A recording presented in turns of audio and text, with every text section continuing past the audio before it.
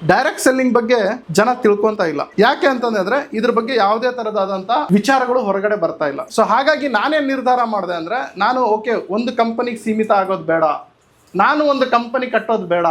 So ನನ್ನ ಹೋರಾಟ ಏನು ಅಂತಂದು ಹೇಳಿದ್ರೆ, ನಾನು ಒಂದು ಕಂಪನಿಗೆ, ಒಂದು ಸಿಸ್ಟಮಿಗೆ ನಾನು ಲೀಡರ್ ಆಗಿ ಸೀಮಿತ ಆಗೋದು ಬೇಡ, ಹೋಲ್ ಇಂಡಸ್ಟ್ರಿಗೆ ಕೆಲಸ ಮಾಡುವ ಅಂತ. ಸೊ ಆ ಹೋಲ್ ಇಂಡಸ್ಟ್ರಿಗೆ ಯಾಕೆ ಕೆಲಸ ಮಾಡಬೇಕು ಅಂತಂದು ಹೇಳಿದ್ರೆ, ಲಕ್ಷಾಂತರ ಜನರು ಇದರಿಂದ ಅನ್ನ ತಿಂತಾ ಇದ್ದಾರೆ, ಬಟ್ ಯಾರೋ ಒಬ್ಬನು ಬಂದು ಕಸ್ಕೊಂಡು ಹೋಗ್ತಾ ಇದ್ದಾನೆ.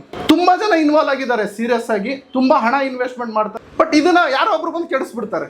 ಒಂದು ಇನ್ವೆಸ್ಟ್ಮೆಂಟ್ ಪ್ಲಾನು ಒಂದು ಯಾವುದೋ ಒಂದು ಬಂದು ಕೆಡಿಸ್ಬಿಡ್ತಾರೆ.